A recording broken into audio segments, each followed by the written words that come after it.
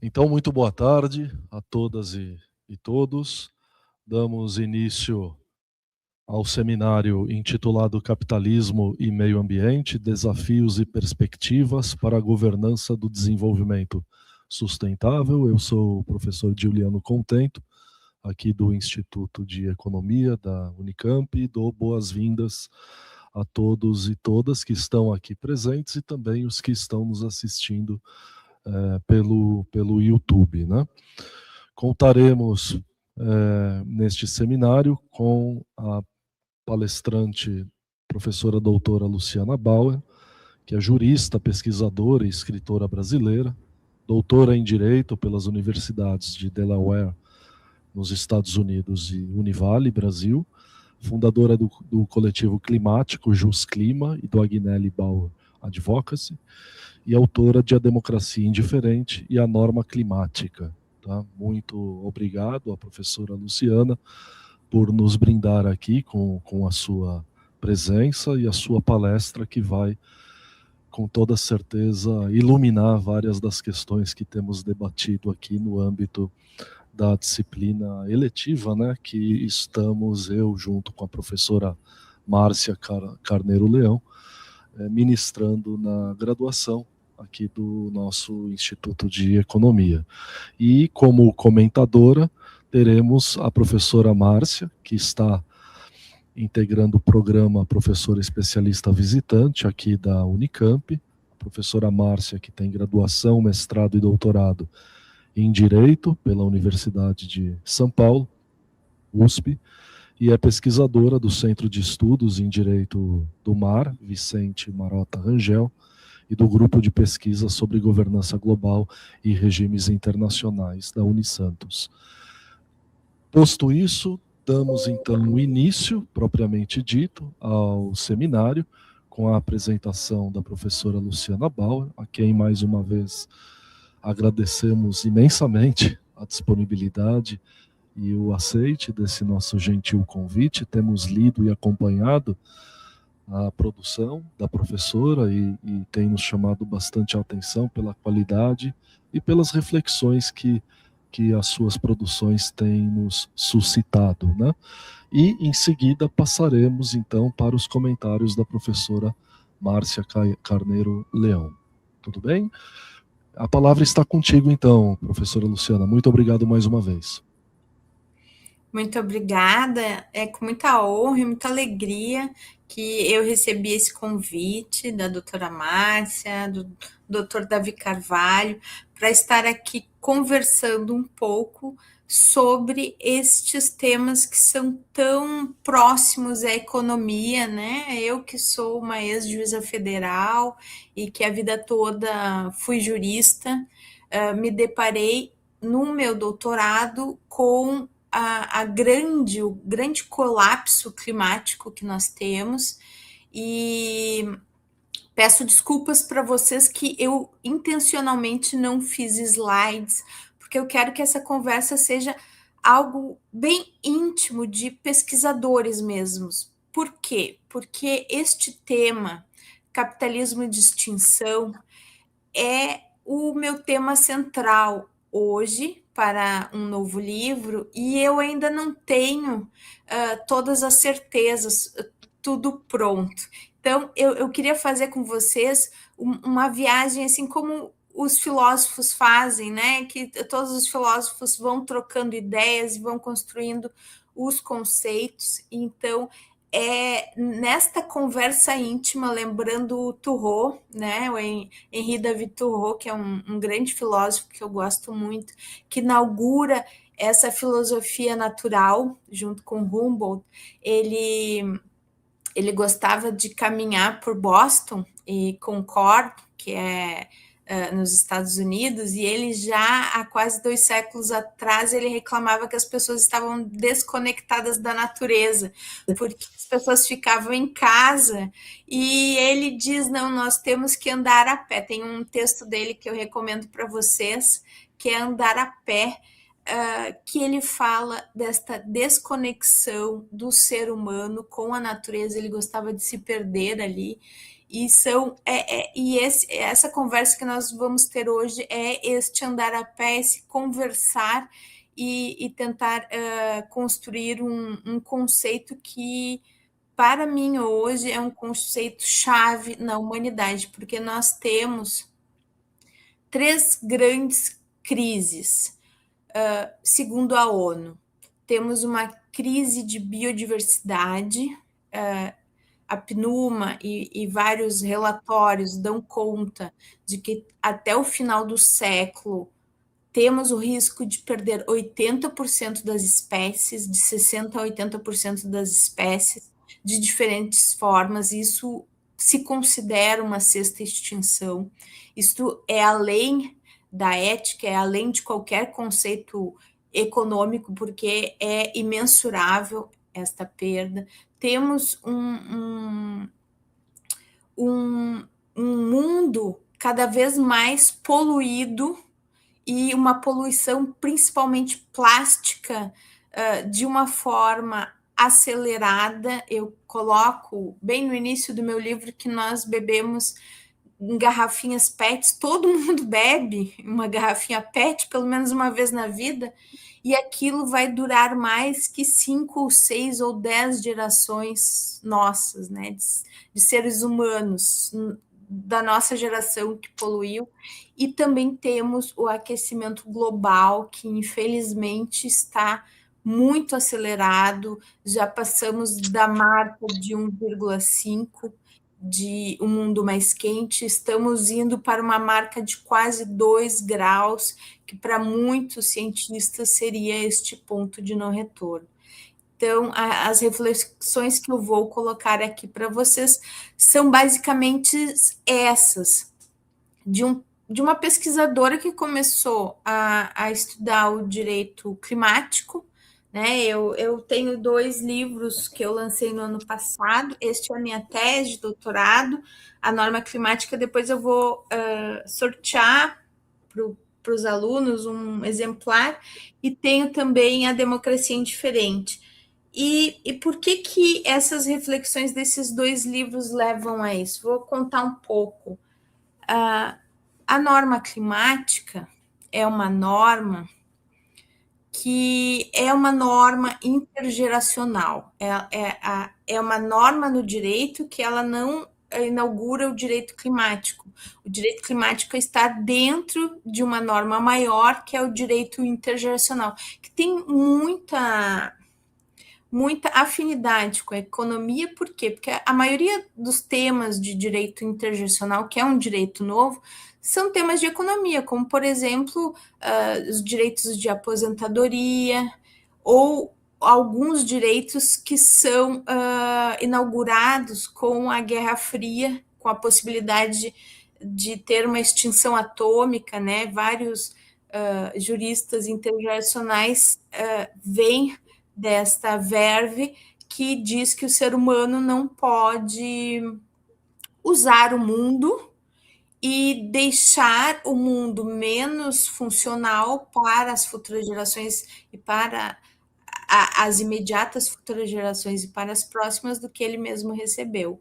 Então, diante disto, cada vez mais na minha pesquisa climática e na minha pesquisa também de democracia, os impactos na democracia e na economia, principalmente, que este colapso climático traz, eu fui encontrando um conceito que eu consigo delinear, ainda não totalmente, mas queria trazer para vocês o que seria. O Marx e o Engels, eles falam muito bem, logo depois do Thoreau, desta clivagem que existe entre o ser humano e a sociedade, o ser humano e os meios de produção. Por quê? Porque milhões de pessoas foram para cidades e se desvincularam da natureza. E essa clivagem, aos poucos, ela foi formatando e financiarizando não somente a natureza, mas também tornando o homem dependente do seu salário, dependente daquela mais-valia do salário, do próprio salário, e acarretando um empobrecimento e uma dominação mesmo das pessoas na sociedade. Então, o que seria o mundo de hoje? Nós temos esse colapso climático que, aos poucos, eu começo a ver que tem origem no quê?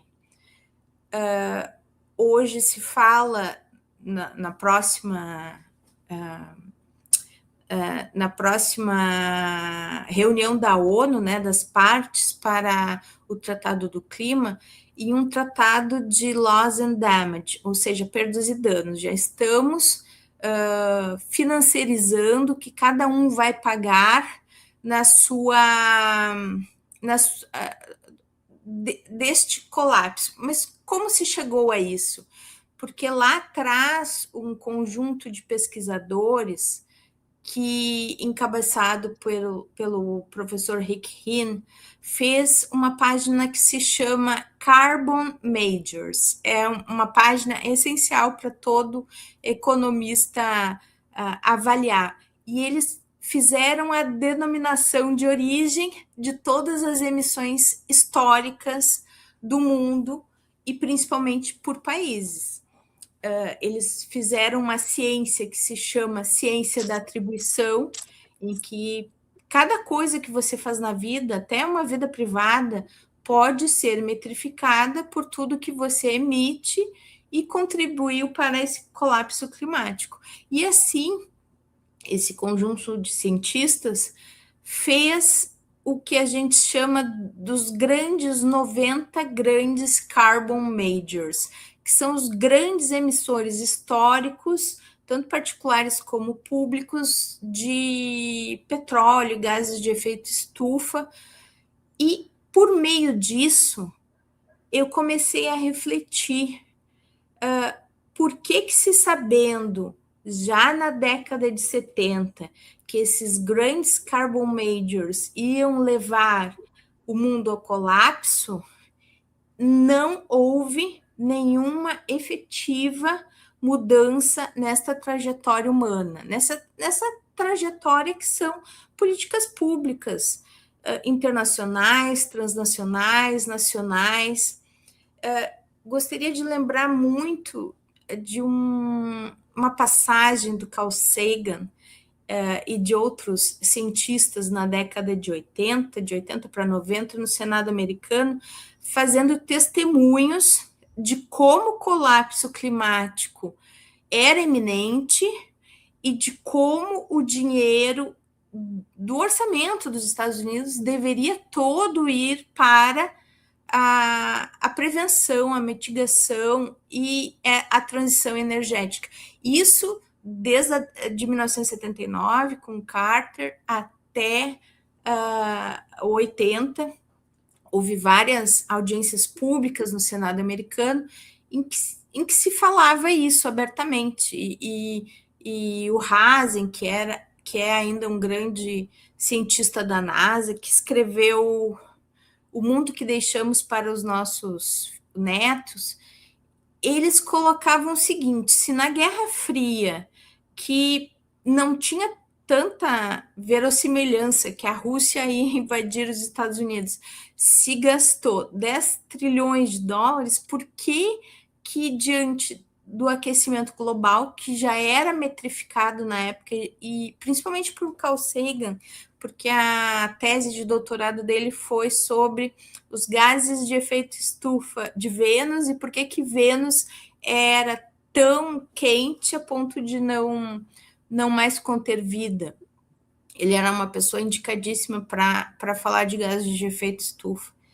Até que toda aquela discussão morreu.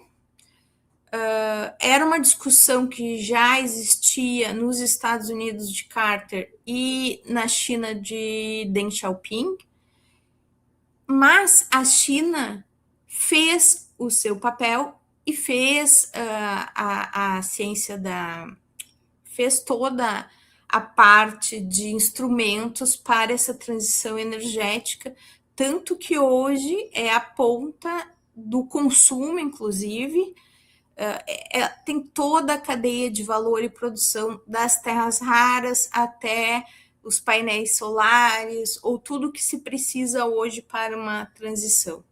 Então, analisando isso no meu doutorado, eu fiquei pensando por que as escolhas são tão danosas para as pessoas? Por que as escolhas, principalmente democráticas, hoje, numa era que a gente pode colocar como uma era dos CEOs, que são quase tecnocratas, autocratas ou cleptocratas, que roubam, não só pelo algoritmo, eu falo um pouco de como a crise dos algoritmos também influencia nessa crise climática, porque é uma crise de democracia, como isso tudo se mistura. E lá eu tirei esse conceito que eu coloco hoje como uma categoria e seria um capitalismo de extinção. Por quê? Porque é uma fase final do capitalismo em que a vida humana e a vida não humana já é o substrato para o próprio capitalismo. É mais do que o conceito, por exemplo, é mais amplo nas minhas pesquisas do que o conceito de doutrina de choque que temos, né, os livros, o livro bem conhecido, a doutrina do choque, porque a doutrina do choque é uma parcela de como o mercado se adapta ao desastre. Eu moro na Flórida, atualmente estou no Brasil, mas eu moro na Flórida, e na Flórida todo ano tem uma feira enorme de materiais para furacão e desastres, como se aquilo ali fosse resolver os desastres climáticos que mais e mais tornam partes da Flórida inabitáveis, principalmente partes do litoral da Flórida, cujas inundações nada estanca. E também muito maior do que um conceito recente da Fraser, ela coloca capitalismo canibal. Por quê? Porque o capitalismo canibal, ele é um capitalismo que ataca a vida. Só que o meu conceito, diante desta pesquisa de direito internacional, de dever ético para as futuras gerações, é justamente que já aceitamos esses grandes carbon majors, as grandes lideranças políticas e econômicas já aceitam que a vida, a perda da vida, a perda de 80% da biodiversidade, a perda de vidas humanas no colapso climático é algo aceitável, é algo que já se tornou incontornável, portanto, vai acontecer, e por isso eu coloco este conceito de capitalismo de extinção. Por quê? Porque o capitalismo hoje, ele não só vai contra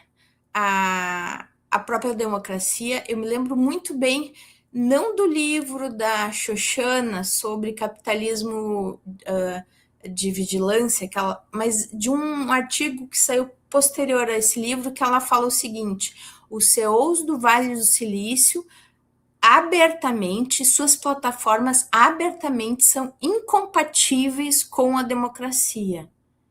Isso é uma das maiores professoras de Harvard que pesquisa capitalismo de vigilância e que diz que as democracias não vão sobreviver junto com as plataformas. Uma delas vai ter que ceder.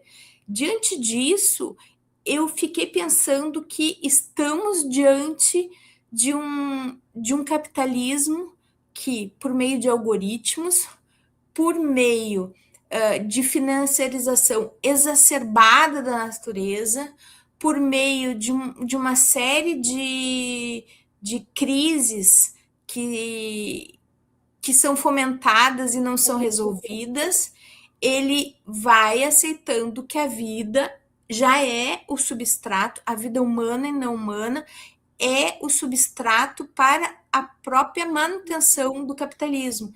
E esse capitalismo tende a não existir mais, ou a existir com pouquíssimas pessoas, porque ele realmente ajuda e ele sobrevive nessa normalização do colapso.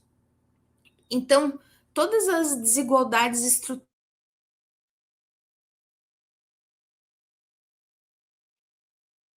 geracional, ela se mantém neste conceito em que o capitalismo, já na sua fase tardia e diante do colapso climático e também do colapso das nossas democracias frente a esses grandes tecnocratas, né? Seria uma palestra à parte, ele já se delineia como um agravamento,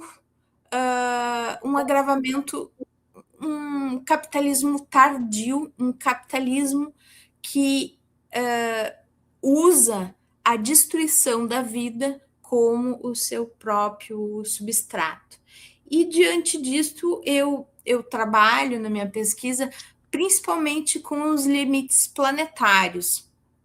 Vocês, como economistas, devem saber esse tema. Sugiro para vocês, até podem me procurar depois, que eu passo bastante material. Por quê? Porque os limites planetários não são só limites éticos, jurídicos, que pautam pactos, como o Pacto de Paris, ou como o Pacto da Biodiversidade, ou como o Tratado do Mar. Agora, o último limite é a mineração de terras raras no subsolo oceânico, que é o oceano que não é soberano dos países, mas o oceano de bem comum, né? O oceano que é dividido entre os países, com um impacto tremendo na biodiversidade, porque nós não sabemos nem, acho que sabemos 20% das espécies que existem em todo o oceano. Então, a grande ruptura ética que nós temos enquanto humanidade e também enquanto operadores do direito, que sou eu, e operadores de políticas públicas, que são os economistas, mudar tudo isso. Como mudar tudo isso e num mundo em que as vidas são cada vez mais trituradas e também trabalho com uma categoria que começo a colocar como democracia indiferente, ou seja, as pessoas estão tão amortecidas pelos algoritmos que elas não têm mais voz na razão pública, no discurso público. A gente pode usar tanto a teoria de Rawls como de Habermas, mas as pessoas não têm mais uma ágora para fazer essa costura, que seria a costura política que poderia nos tirar de tudo isso. Então, essas são as palavras iniciais que eu coloco para vocês desta minha pesquisa, que ainda está muito aberta, mas em linhas gerais tem esta conotação. O capitalismo, ele já aceita a vida como seu substrato e não tem mais nenhum respeito ou ética pela vida de milhões de pessoas humanas e não humanas. Perfeito, muito obrigado, professora Luciana. A gente passa então agora a palavra para a professora Márcia, que vai fazer alguns comentários. Muito obrigada, Luciana. Essa é uma conversa que não é uma conversa para 1h30, né? É para começar a conversa. Então, eu queria só colocar tomar liberdade aqui de colocar todo mundo na mesma página, né? Então, vamos começar falando de desenvolvimento sustentável. Por definição, e aí abrigando todas as discussões acerca do que seria esse desenvolvimento, se ele incorporaria crescimento necessariamente, ou se ele poderia ter, entre as suas variáveis, uma outra distribuição que representasse um crescimento, um aumento, né? Mas o desenvolvimento chamado de sustentável, por definição, é aquele que é capaz de suprir as necessidades de hoje, mantendo a possibilidade das gerações futuras de também atenderem às suas necessidades.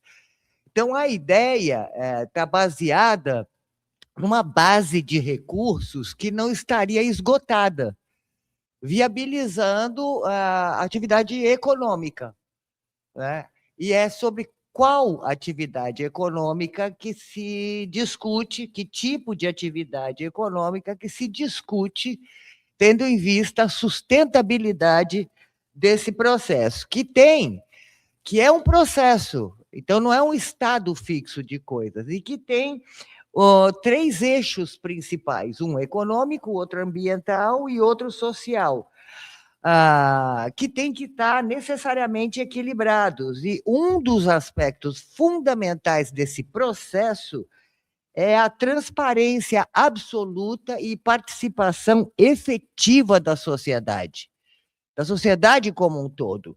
Isso pressupõe democracia, né? Acesso à informação, né? E democracia de boa qualidade e participação.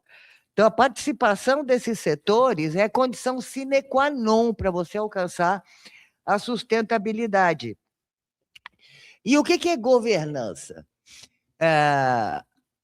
Governança é o que é um processo, né, através do qual você viabiliza basicamente a organização, né, você viabiliza a organização de aspectos, sejam eles da administração pública, administração privada, seja em termos de conservação de diversidade biológica, mas é preciso que a gente tenha em mente, né, que todos esses aspectos envolvidos na sustentabilidade, eles são sistêmicos. Aliás, a ideia de propor essa disciplina vem exatamente do grande desafio que representa você pensar na sustentabilidade como processo, né, de forma a viabilizá-lo mesmo, né, porque todos os aspectos ambientais, eles estão interligados. Um depende do outro, mas cada um deles, né, por exemplo, você tem biodiversidade. Como você garante a proteção ou a recuperação, quando necessária, desses sistemas e dessa biodiversidade? Você tem que ter um sistema de governança, você tem que entender como é que a biodiversidade funciona em cada lugar, você tem que ter um sistema legal que proteja, um sistema legal local, você precisa de ter um sistema legal internacional que proteja isso, e que, ao proteger, leve em consideração que a biodiversidade precisa de água, né? Que a biodiversidade precisa de estabilidade climática. Então, está tudo ligado.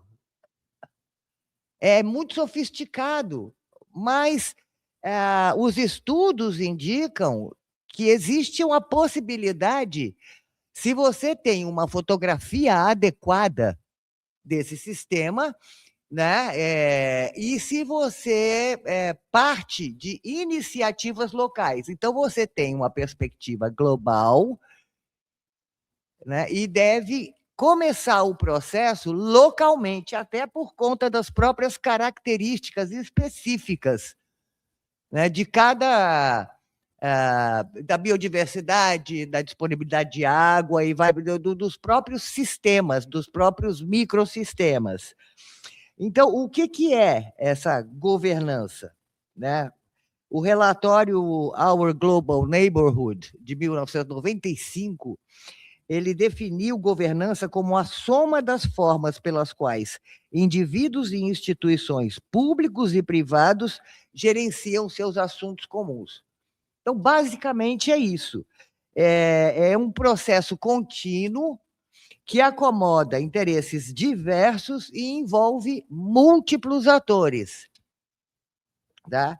Então, e esse desenvolvimento ou esse dito sustentável, seja qual for a característica específica desse desenvolvimento, né, ele não é um estado fixo de harmonia, ele é um processo constante. Inclusive porque a gente pode se deparar com circunstâncias muito específicas, que são, por exemplo, o estado da biodiversidade. Eventualmente, ela precisa ser recuperada. Então, para você poder contar com esse recurso, você precisa ter um processo de recuperação. No processo de estabelecimento de governança da diversidade biológica, levando em consideração que precisa de disponibilidade de água, que precisa de clima, que tudo está ligado. Né? Já há muitos anos se imagina que o desenvolvimento sustentável, então, ele tem que ser pensado globalmente, como se você estivesse fora do planeta, olhando para o planeta, suas inter-relações, né? E ele tem que se manifestar através de ações locais, porque cada lugar tem a sua característica. E essa crise que a gente enfrenta, e a Sabrina Fernandes fala muito bem disso, ela fala de policrise, né? Mas eu chamo de crise múltipla. A gente tem os objetivos do desenvolvimento sustentável, né, que são 17, que, entre outras coisas, falam de eliminar a desigualdade, pobreza, garantir alimentação, moradia, né, qualidade nos assentamentos humanos, fala de educação e infância, produção e consumo, biodiversidade na terra e no mar, né, fala da disponibilidade de água diretamente à biodiversidade, trata de espaços comuns, que esses são um grande desafio, lidar com as coisas que são de todos e não são de ninguém. Aí você depende de uma administração internacional adequada. O clima, que muitas vezes muda em função de colapsos em alguns desses outros aspectos, seja biodiversidade, ou, às vezes, por conta da produção e do consumo, que não é adequado, né? O sistema de produção não é adequado. Né? O consumo é estimulado em direção a produtos que ou não são necessários, ou, enfim, por exemplo, a gente tem coisas como obsolescência programada e vai por aí afora. Fora isso, a gente tem, por conta desses desequilíbrios, a questão dos eventos extremos, deslocamentos humanos, desembocando no aspecto de segurança, além de outras questões importantes, como o gênero, né, que tem que ser tratada, a raça e os povos, o reconhecimento das culturas, né, como pré-requisito para que você desenhe os caminhos. E óbvio que nesse processo você precisa de garantir justiça ambiental, né? Transparência, acesso a informações e participação. Luciana falou A tese dela é muito interessante, me fascina. Aliás, ela foi convidada aqui para esse desafio muito por conta dessa disciplina que a gente propôs aqui para o curso de economia. Porque, como você desenha, né, uma governança dentro de um sistema que tem uma inércia, um sistema capitalista que tem uma inércia que tem como como reação procura viabilizar a continuidade dos mesmos processos destrutivos, né? Trabalhando, por exemplo, com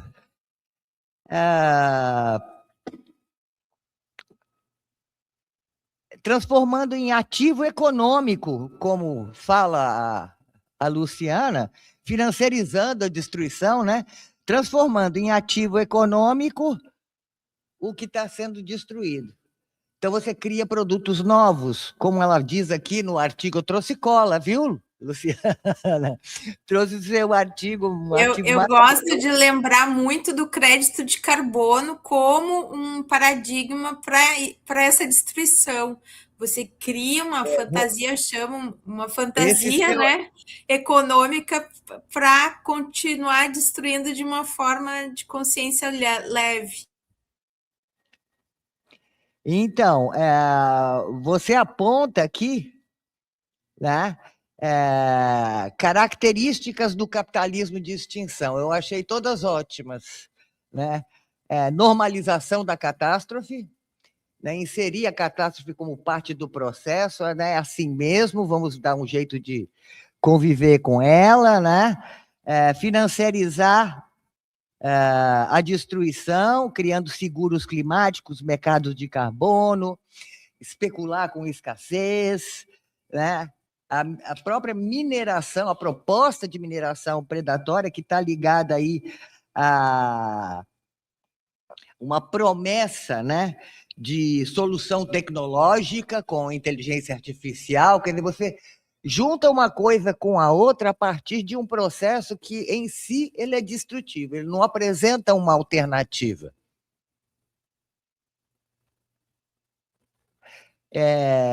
Então, desenhar essa disciplina foi um desafio, né? Foi um desafio. E essa discussão, e ao longo das nossas conversas, a gente se encaminhou, porque isso também foi um processo, né? A gente se encaminhou para a conclusão de que é fundamental e urgente que você tenha alternativas a esse sistema que a gente vive hoje e que procura, de todos os jeitos, como qualquer... assume a perspectiva de um ser vivo que tenta sobreviver a todo custo, né? E qual o preço disso? Como diz Luciana, a suspensão ética do futuro. A gente não tem... não existe perspectiva de sobrevivência da humanidade. Todos os relatórios, inclusive o último relatório do Clube de Roma, indicam a urgência desse processo de transformação. Mas a maior ameaça, talvez, seja a deterioração da democracia e das instituições democráticas. E a gente talvez só consiga enfrentar isso, eu estava conversando com o Juliano, através de educação, para que essas necessidades cheguem às pessoas e sejam compreendidas. Então, é preciso educar, mas não se trata mais de educar as futuras gerações. Trata-se de nos reeducarmos, né, e promovermos a reeducação daqueles que estão próximos. né? Porque o capitalismo de extinção, capturando com ideias como inteligência artificial, transição verde, sem ruptura, como você mesma diz, né? Eficiência de mercado, isso é uma retórica de adiamento. Você não tem uma proposta nova. É preciso propor uma transformação. Mas como? A gente conversa muito em sala de aula. E a conclusão é que não existem respostas ainda. Mas se você está de posse de todas essas informações, inclusive das características, ciente das características desse processo capitalista, né? Esse capitalismo que, para sobreviver, está esgotando as possibilidades de retomada da própria humanidade, né? É possível discutir e desenhar localmente alternativas, né? Então, essa sua tese do capitalismo de extinção, o aspecto que soa para mim mais ameaçador é o do ataque à democracia, da falência da democracia, do desestímulo, inclusive, das pessoas de participarem, né, e a dificuldade de valorizar a possibilidade de participação nesse processo em que tudo vai se justificando. Não, é porque neste momento a gente precisa, então depois a gente vê. Enfim, são algumas das conjecturas aqui iniciais que eu queria fazer a partir da sua tese extremamente instigante, sobre a qual eu poderia ficar falando aqui uma semana. Mas eu não sei o que você pensa, né, dessa questão. É importante que as pessoas entendam que é um processo em cima de um sistema. Esse sistema tem que ser compreendido.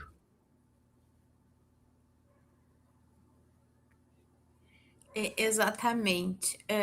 Rememorando um pouco até a minha experiência nos Estados Unidos, que é um país do capitalismo pujante, e eu comecei a estudar economia nos Estados Unidos, e principalmente um professor, eu não me lembro se ele é na Universidade do Mississippi, mas o livro dele não tem em português, se chama Poverty, Pobreza, e ele vem de uma família muito pobre e ele queria saber, né? Ele é bem jovem. Ele queria saber por que no país mais rico do mundo as crianças são imensamente pobres. Ele descreve a casa dele como uma palafita, né? Que tinha 2 cômodos no meio lá do sul dos Estados Unidos. E essa descrição me lembra muito a própria casa do Elvis Presley. Não sei se vocês sabem, mas o Elvis Presley, ele nasceu numa pobreza extrema, a casa não tinha assoalho, era chão batido, quase como as casas que os meus avós, que moravam antigamente no Brasil rural, falavam que existiam casos assim que as pessoas não tinham assoalho. Então eu fui estudar como num capitalismo tão pujante e que já estava fabricando pessoas bilionários de forma alucinante, principalmente com as big techs do Vale do Silício, como é que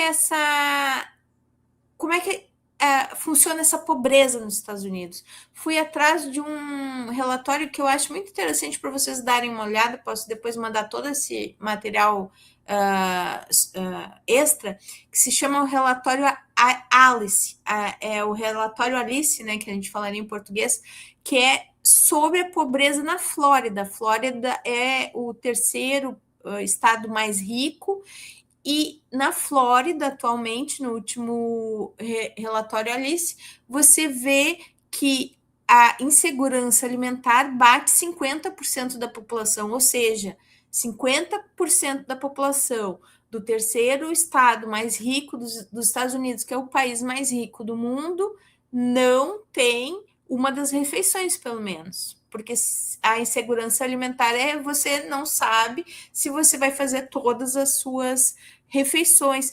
E fui puxando todos esses fios e fui conectando isso com crise climática e crise da democracia. E hoje nós vemos que esta cleptocracia, que é como eu descrevo o governo Donald Trump, que em um ano aumentou o seu patrimônio, o patrimônio dos filhos, em pelo menos 3 bilhões de reais, e que faz concessões tenebrosas, por exemplo, a uma empresa como a Palantir, do Peter Thiel, que abocanhou, junto também com Elon Musk e outras empresas, todos os dados sensíveis e privados dos cidadãos dos Estados Unidos. A Palantir consegue fazer incursões com o ICE, ajudar o ICE, porque ela sugou todos os dados de privacidade das carteiras de motoristas dos Estados Unidos, que são um dos únicos documentos que todo mundo carrega para sua identificação, e tem todos os parâmetros faciais.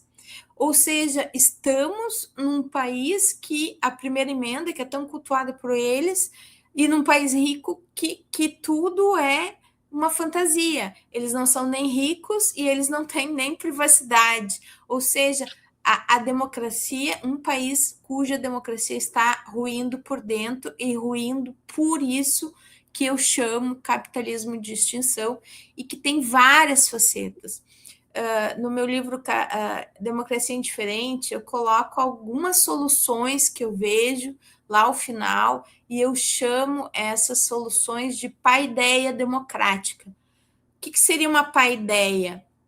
Paideia é o conceito grego em que eu passo o conceito não só de democracia, mas de civilização grega para as futuras gerações e para os jovens. E eles passavam isso por meio das Olimpíadas, por meio da filosofia e por meio de ter a responsabilidade em si, cada ser humano ter a responsabilidade em si. Claro que não era uma democracia plena, né? As mulheres, os escravos e outros estamentos gregos não tinham voz, mas cada um tinha a responsabilidade de colocar o seu pensamento num embate público que, conforme o próprio Rawls fala, é neste embate que eu chego a uma razão pública que é consensual. Um exemplo disso é, por exemplo, a lei de aborto. Tem pessoas totalmente contra, pessoas totalmente a favor, mas eu consigo costurar uma política pública de aborto que tenha um mínimo de justiça social, justiça ética, justiça jurídica. Então, por que a gente não consegue construir isso no capitalismo? Por que a gente não consegue sair do capitalismo? Por quê? Porque o mecanismo de captura destas próprias empresas que provocam a crise climática, essas 90 carbon majors, elas são extremamente enraizadas no sistema financista que hoje sustenta a bolha do Vale do Silício. Então, são coisas tão intrincadas que a única saída realmente é a paideia. E daí eu faço uma construção que tem um pouco de Celso Furtado, tem um pouco de Paulo Freire, tem um pouco do povo brasileiro, do Darcy Ribeiro. Nós temos uma paideia brasileira. E se eu for falar ela do ponto de vista climático, eu lembro das palavras dos ministros do STF analisando a pauta climática e dizendo: a nossa democracia é uma democracia ecológica. Você não pode interpretar o Brasil como um país que vai colocar todas as suas florestas abaixo. Isso não seria democracia. Então, nós temos uma paideia que é construída com os nossos povos originários, com os nossos povos negros, com os nossos povos ribeirinhos, e isso é possível, e é possível somente por meio da democracia, do processo democrático. Por isso, restaurar todos os processos democráticos e colocar as pessoas na rua, o povo na rua, falando sobre democracia, sobre política, o que querem de representação, é tão importante. E isso eu vejo também nos Estados Unidos. Há uma ascensão enorme de jovens que leem muito socialismo, é um tema de enorme interesse hoje.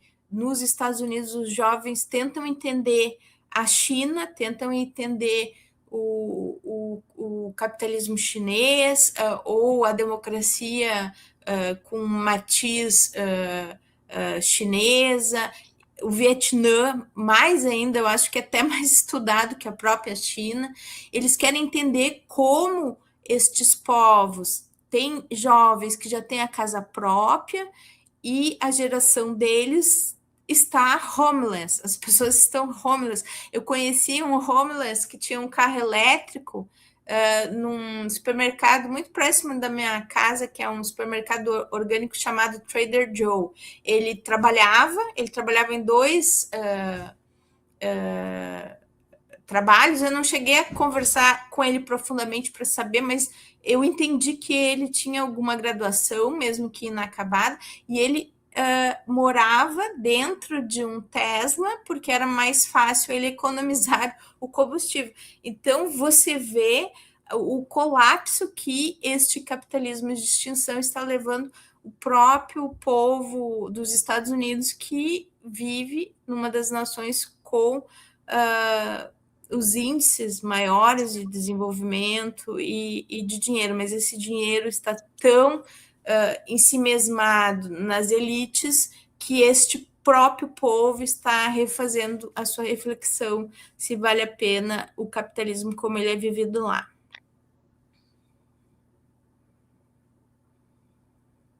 Perfeito, muito obrigado.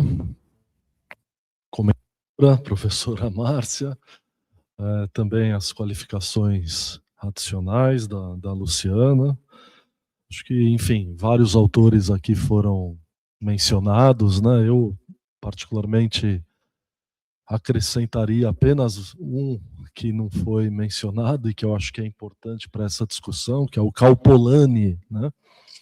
O seu livro de 1944, A Grande Transformação, discutindo o capitalismo na sua versão mais purificada, vamos dizer assim, sob a égide do mercado autorregulado, afirmou que não poderia existir, né, um sistema desse tipo sem aniquilar a substância humana e natural da sociedade, né? Então, de fato, essa é uma discussão que exige, né, uma abordagem sistêmica e, por isso, do ponto de vista metodológico, né, uma abordagem quiçá transdisciplinar, né? Então, a ideia, né, de contar também com as contribuições das nossas colegas do direito, né, do direito internacional, é justamente de mostrar que, na verdade, quando a gente está falando de governança, né, a gente está falando das engrenagens das relações internacionais, né? Então é um processo pelo qual os diferentes atores relevantes desse sistema gerenciam seus problemas comuns através de bases não só econômicas e financeiras, mas também através de bases jurídicas, políticas e institucionais, né? Então essa é uma abordagem que precisa ser unificada para que a gente consiga entender e conceber o fenômeno à altura da sua complexidade, né? Caso contrário, a gente vai se deter a alguns dos seus elos de forma desassociada, né, dessa totalidade e não vai conseguir entender o seu conjunto, né? E a identificação dos problemas é um passo fundamental para que a gente consiga avançar dentro dessa agenda do desenvolvimento, enfim, e desejavelmente da sustentabilidade em seus mais diferentes níveis, né? Essa transição energética, ela é uma transição tecnológica e com alto custo. O Deng Xiaoping, lá atrás, na década de 80, quando o Carter também tentou fazer uma transição energética, né, sair da base do petróleo, que é altamente colapsante e está fazendo um estrago tremendo no nosso mundo, na nossa vida. Eles quiseram os dois fazer essa transição. O Carter sucumbiu pelo próprio lobby do petróleo, que é muito forte nos Estados Unidos, é arrasador. E o Deng Xiaoping, ele foi em frente porque ele diz: os Estados Unidos hoje tem o petrodólar, mas a China terá o petróleo do futuro, que são as terras raras. Só que lá na China, onde se faz a grande prospecção de terras raras, hoje se chama, e há muito tempo se chama, o Vale da Morte. Tem vários documentários, principalmente franceses, deste lugar, com muita contaminação. Por quê? Porque as terras raras, elas são lantanídeos e mais outros 2 produtos da tabela periódica, ali embaixo, que são muito próximos do ponto de vista de peso do urânio, de metais radioativos.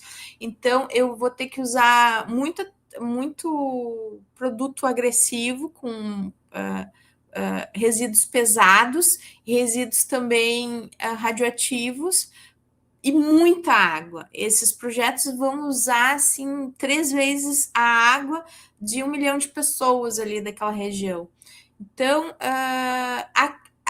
qual é o custo realmente, né? É a mesma coisa que eu falo do agro. Qual é o custo da commodity soja? A gente fala da commodity soja porque a gente não cobra de quem planta a água, que é bem comum do povo. E essa água está, de tanto se usar agrotóxico, que é também proibido na Europa e é vendido aqui, um colonialismo químico, essa água residual está matando os brasileiros de cânceres e outras doenças que são os disruptores endócrinos, ou seja, a gente continua ainda num sistema colonial e colonialista em que nós somos o provedor das pedras de diamante que vão seguir, e todo esse resíduo impactante da mineração vai ficar conosco. Mas a mineração sempre e a tecnologia de terras raras, ela sempre é uma tecnologia.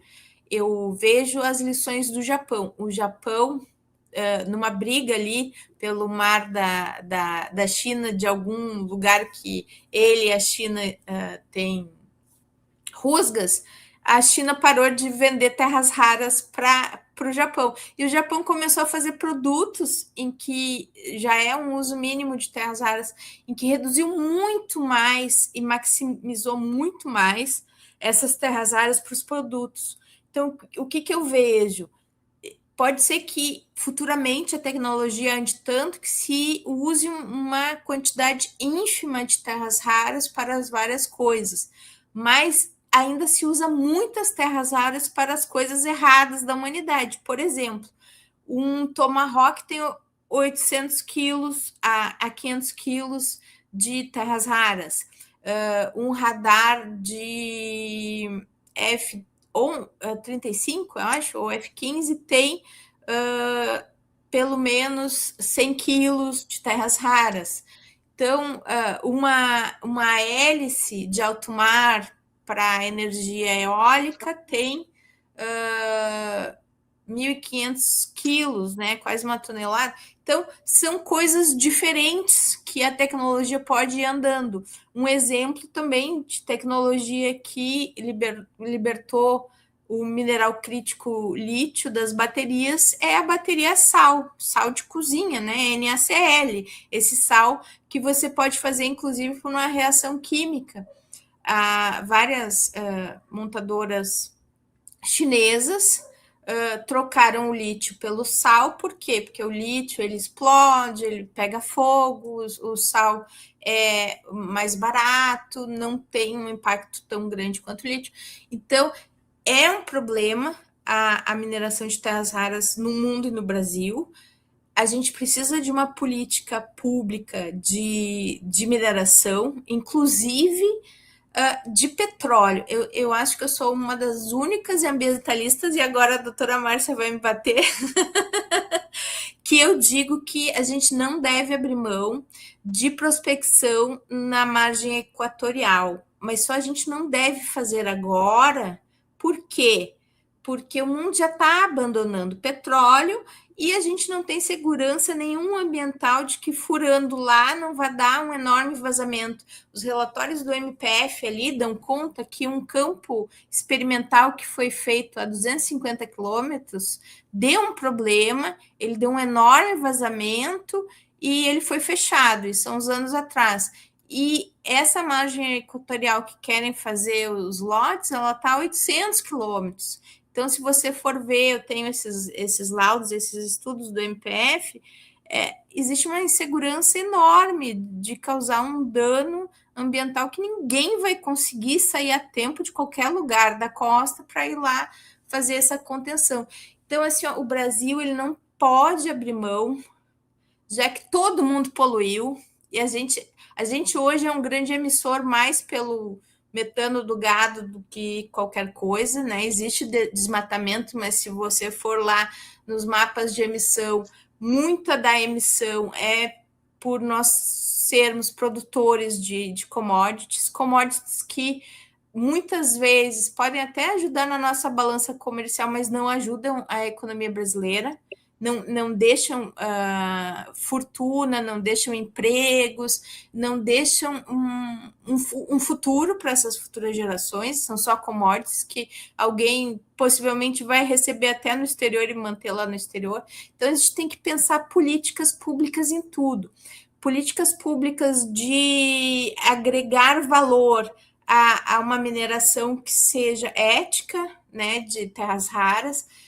Eu sou contra a mineração que vai ser feita ali na Virides, na Meteórica, como ela vai ser feita. Mas a próprio Daniel Tigel, da Associação Pedra Branca, ele fala, olha, os municípios deveriam fazer consórcios para eles e a população decidirem, as populações atingidas, inclusive indígenas atingidos, etc., como vai ser feita essa mineração. E daí fazer uma cadeia de valor em que as universidades entrem com a sua tecnologia e façam, porque o grande ganho das terras raras é o conhecimento tecnológico, são as cadeias de valor, e fazer a ponte que existe muito nos Estados Unidos, que é entre a tecnologia da universidade e as empresas, e fazer isso valor, né? Fazer isso móveis, fazer computadores, fazer tudo que as pessoas compram. Então, eu acho que é impactante, mas a gente não pode descartar, enquanto país que precisa de desenvolvimento e precisa construir a nossa paideia democrática, os nossos meios naturais para a própria felicidade do povo, e ensinar ao mundo que é possível fazer uma mineração, mas uma mineração muito ética, muito respeitosa do meio ambiente e das populações locais. Pois então, essa coisa da mineração na margem equatorial, sem chance. Agora, a gente estava conversando e... Espera um pouquinho aqui que tem... a gente estava conversando e eu estava pensando, né? Qual é a estratégia que a gente está montando, né? Porque o rapaz morava no carro elétrico. Ok. Então, nós vamos investir na produção de carros elétricos e esquecer mobilidade urbana, que poderia reduzir brutalmente a utilização de carro movido a qualquer coisa, seja eletricidade, seja petróleo, seja o que for, né? A gente vai usar a terra rara sem pensar em como reutilizar ou reciclar. E a economia circular? Eu acho que existe um afã, né, uma volúpia de produzir coisas novas, como se fosse, se essas coisas novas fossem uma solução por si só, né? Se eu trabalhar bem a questão da mobilidade urbana, de repente eu não preciso minerar a margem equatorial, que tem um coral, um banco de coral, que ninguém sabe como ele funciona, e que vai acontecer numa região que tem correntes absurdas, que pode arrebentar com o resto do oceano, que a gente conhece menos do que a Lua. O problema é esse, nós conhecemos do oceano menos do que a gente conhece da Lua. A gente pode estar tendo um lucro aqui, hoje, agora, e um prejuízo impossível de você pagar daqui a 10 anos, não é nem no futuro muito longínquo. Eu vejo as iniciativas desintegradas, fora de um plano que encare o nosso ambiente como um sistema. Então, se eu vou fazer transição, né, para eletricidade ou para outro tipo de combustível, eu tenho que reduzir progressivamente, trabalhar com mobilidade urbana, smart cities, etc., é uma saída fantástica. Eu venho para cá, é um absurdo. Toda vez, eu adoro vir para cá, eu fiquei apaixonada por essa oportunidade de desenvolver essa disciplina aqui, né? Um desafio muito grande, uma turma maravilhosa, graças a Deus, os meninos são fantásticos, né? Um futuro brilhante aguarda cada um deles, tenho certeza, mas eu venho sozinha no meu carro, que se eu quiser ser um pouco mais ambientalmente correta, eu coloco álcool nele. É um absurdo.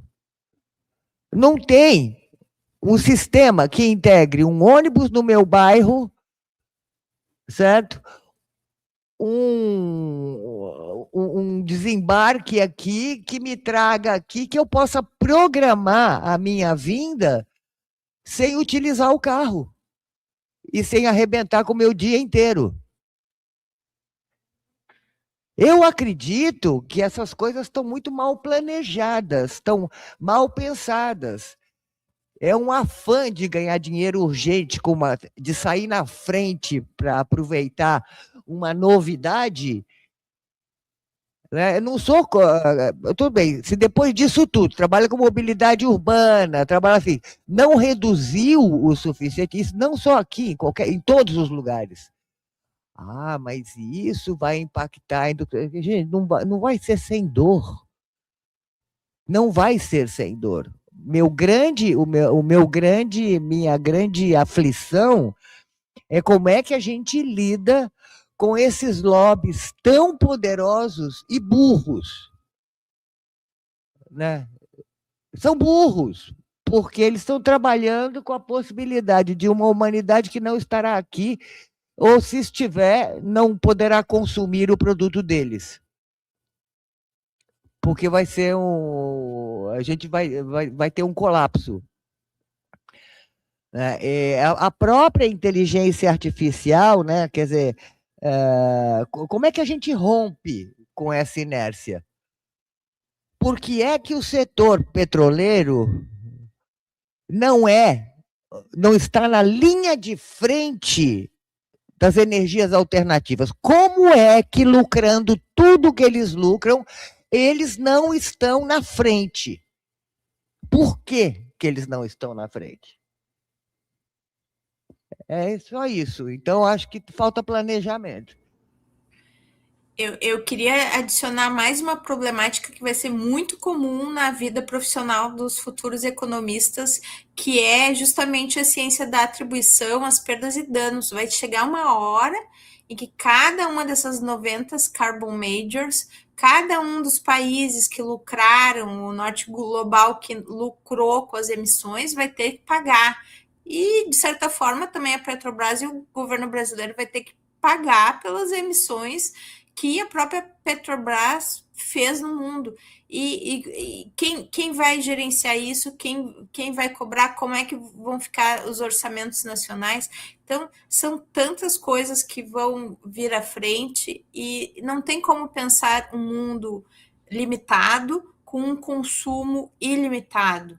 Isso tudo vai ter que ser revisto. Acabo de ver agora na Economist, que é uma revista que eu assino e que dou uma olhada quase todo dia, que o orçamento de IA das grandes big techs, como o Google e a Amazon, já acabou em 4 meses o orçamento do ano todo. Ou seja, a gente está criando grandes dragões que estão tirando capital de empresas e devolvendo o quê? Memes. O que a gente está fazendo com IA hoje, efetivamente, que ajude a humanidade? Muito pouca coisa. Alguns sequenciamentos de DNA, sequenciamentos de proteína, mas a maioria das coisas que estão se produzindo com IA são coisas que são devaneios, bobagens da humanidade, ou pior, perseguição de algoritmos e perseguição política por meio do uso da IA.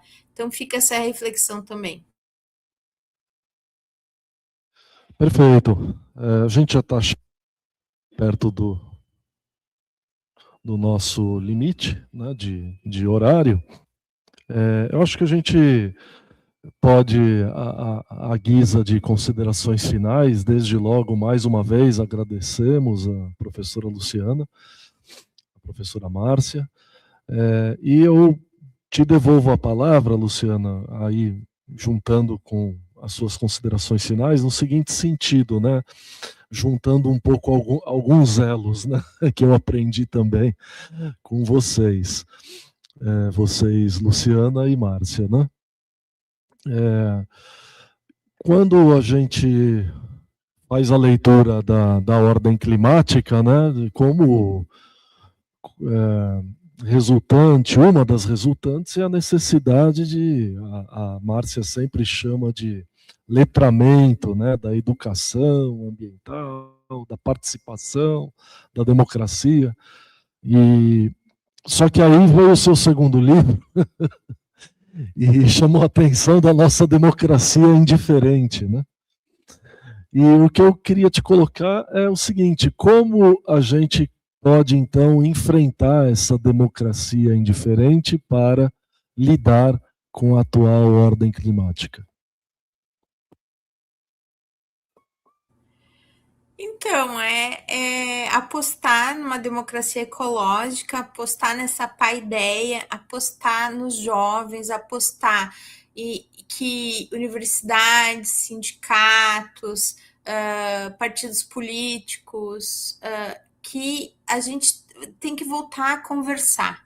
A gente tem que voltar a ter uma ágora que não passe só por algoritmos, né? Estamos aqui no YouTube, o YouTube vai decorticar a nossa fala e vai distribuir ou não.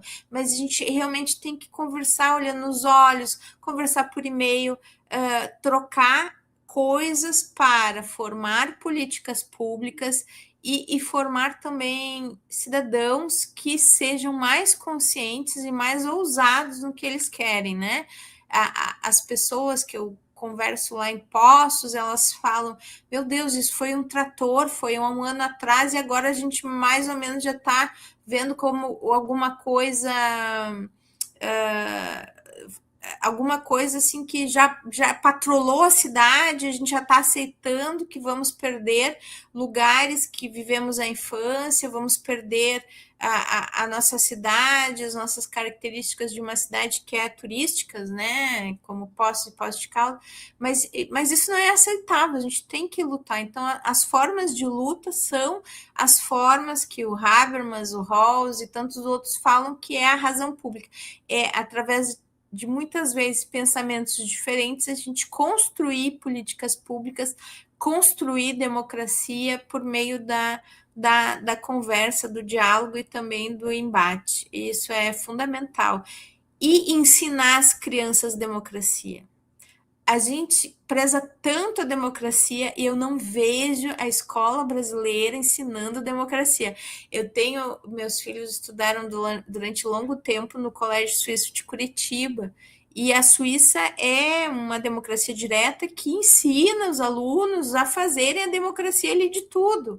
Eles têm, principalmente a partir da 6ª série, as plenárias que eles vão decidindo as coisas, inclusive de temas da própria Suíça, dos cantões, e a gente não ensina as crianças e os jovens, até na universidade, a ter democracia. Olha o que foi o debate da Palestina nas universidades dos Estados Unidos, foi um cerceamento tal, e mais agora com a cleptocracia Trump, que num primeiro momento Yale, Harvard, o MIT resistiram, mas acabaram aceitando ali colocarem livros fora. Uma quantidade, o Atwood, que escreveu o Conto de Aia, falou há pouco tempo, nunca se colocou tanto livro proscrito e fora na humanidade como dentro dos Estados Unidos. Então, a gente tem que voltar a ensinar nossas crianças e jovens o valor da democracia. Se nós realmente amamos a democracia, nós temos que ensinar eles de uma forma que paradigmática. Eu acho que por isso que entra muito os estudos que eu faço do Paulo Freire, porque a nossa democracia não passa sem que a gente ensine ela de uma forma duradoura às futuras gerações. Perfeito, doutora Luciana. Passo então a palavra para as considerações finais da professora Márcia. Eu concordo com a Luciana que a gente tem que ensinar democracia, mas tem que ensinar democracia para os amigos também, tem que discutir que a democracia tem um preço, né, que é a participação. Se você desocupa os espaços, não existe motivo para ninguém defender esses espaços. Esses espaços devem ser ocupados. E eles devem ser ocupados por nós. Assim como eu acho que a gente não deve apenas educar as futuras gerações para entenderem como o planeta funciona, eu acredito muito em ensinar nossos amigos, nossos pares, né, e os não tão jovens, como o planeta funciona. E ensinar que democracia requer, muitas vezes, mesmo numa sociedade que vive a economia da atenção nas redes sociais, muitas vezes isso significa você sair de casa, você ir para a rua, você ir para a Câmara, você ir na audiência pública, né? Você ajudar alguém a chegar lá, se você não conseguir chegar. É isso que sustenta a democracia, é a vontade de participar. E a gente tem que ensinar isso. A gente pode ensinar isso para os amigos, pode ensinar isso para os um pouco não tão mais jovens que a gente pode ensinar até para os mais velhos. No meu caso é um pouco mais difícil, mas mas é possível, né? Então eu acho isso. A gente tem a ágora, né? É a ágora. Tem que frequentá-la. Pois bem, então, mais uma vez, os nossos mais profundos agradecimentos à professora Luciana Bauer, à professora Márcia, em meu nome, em nome do nosso Instituto de Economia, em nome da nossa universidade. Obrigado a todos e todas pelo seminário.